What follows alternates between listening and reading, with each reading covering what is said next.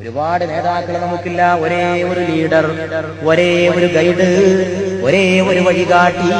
അത് മദീനയുടെ നിലാവാണ്, അത് ലോകത്തിന്റെ കാരുണ്യമാണ്, അത് ഭൂമിയുടെ ക്ഷമയാണ്, അത് മാനത്തിന്റെ വിശാലതയാണ്, അത് ആമിന ബീവിയുടെ മുത്തുമോനാണ്, അത് ഖദീജ ബീവിയുടെ പ്രിയപ്പെട്ട ഭർത്താവാണ്, അത് ഫാത്തിമ ബീവിയുടെ പ്രിയ പിതാവാണ്, അത് ഹസൻ ഹുസൈനാരുടെ പ്രിയപ്പെട്ട പിതാമഹനാണ്, അത് സെയ്ദിന്റെ പ്രിയപ്പെട്ട യജമാനനാണ്, അത് ലോകത്തിന് മുഴുവൻ അധ്യാപകനാണ്, അത് പ്രപഞ്ചത്തിന്റെ അഭ്യുദയകാംക്ഷിയാണ്, അത് മാനവ കുടുംബത്തിന്റെ കുലഗുരുവാണ്, അത് ഏറ്റവും വലിയ വിമോചകനാണ്,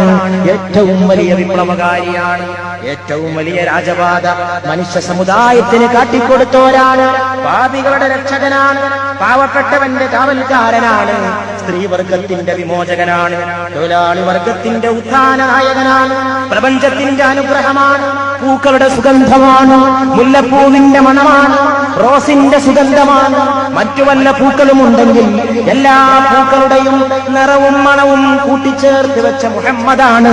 സല്ലല്ലാഹു അലൈഹി വആലിഹി വസഹബിഹി.